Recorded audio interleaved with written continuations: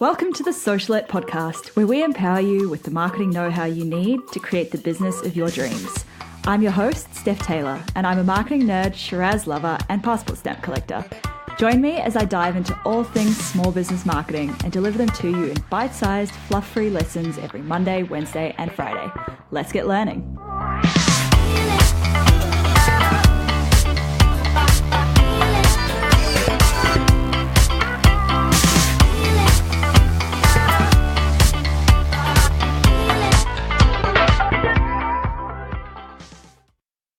Hey, welcome back to Socialette. This is episode 112.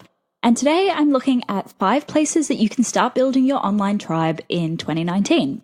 This episode is brought to you by my free 3-day Simpler Marketing Challenge. If you're feeling overwhelmed, scattered, and just all over the place when it comes to marketing your business, it's time that we fix that. Over the 3 days, we'll clarify, simplify, and streamline how you market your business so that you're getting the best possible results for your limited time, money, and energy. I'll also share some of my biggest hacks for saving time when it comes to marketing your business, so you don't have to spend hours every day trying to do all of the marketing things. Head to stephtaylor.co/challenge to register for the challenge. Did I mention it's free? So what are you waiting for? Get over there right now. Okay, so onto the episode. Last episode, I talked a little bit about what your tribe is and why it's so important to build one. To sum it up, building an online tribe is your way to stand out from everyone else, even if you're in a super competitive space. It's like your little online community, but it doesn't necessarily have to be a community in like the typical Facebook group sense. This episode, I'm looking at a few places that you can start to build your community online. Remember, you don't have to do everything. In fact, I would prefer it if you don't try to do everything that I mentioned in this episode. A big focus of mine in 2019, and it's also one that I really want to drive home for you guys as well, is that you don't have to do everything when it comes to marketing your business.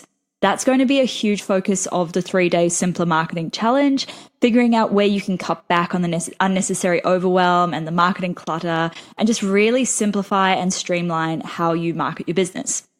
Okay, so remember to head to stephtaylor.co/challenge to register. The link is also in the show notes if you can't spell my name, which quite a lot of people can't. I don't blame you. There's a lot of different ways you could spell it. Anyway, on to the episode. So what are a few different places you can start to build your tribe, and how can you use these places to start to build your tribe? Firstly, Instagram. Now, too often on Instagram, people just focus on the numbers, the number of followers, the number of likes, the number of comments, so on. It's such an easy trap to fall into, but I really want you to remember that, like, with the exception of bots, these numbers are real people. So treat them as if they were real people. Instagram is an excellent place to start building your tribe because it allows two-way conversation. When someone comments on your post or DMs you, you can reply to them. You can actually start to build meaningful connections and show your audience that you actually care about what they have to say. Instagram Live is a really great tactic here because people can basically just have a live two-way conversation with you. So anyway, next time that you're stressing about how you only have 100 followers, remember that these are 100 real people. Imagine if you were standing in a room with 100 people and talking to all of them. That's not an insignificant number. Okay, next up is Facebook. This one's pretty obvious. Facebook groups are a really great place to build your online community, but the challenge is that there are so many Facebook groups these days. And I think we're all a little bit at Facebook group overwhelm stage. Like personally, I'm a member of well over 100 groups, but really there are only a handful that I would regularly interact with.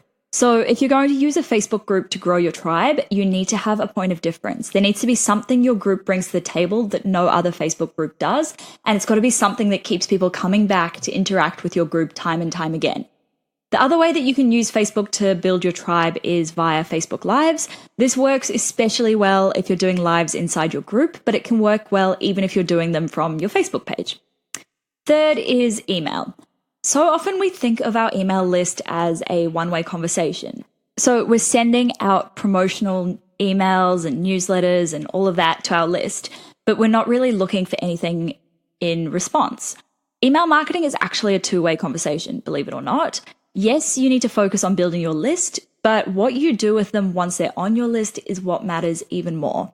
A A great way to engage your list is to ask them a question in your next email. So ask them for their opinion on something. Ask them what their biggest struggle is. Ask them what their dog's name is. It doesn't matter as long as it's about them and not about you. Show them that you actually genuinely care about them. Number 4 is Slack.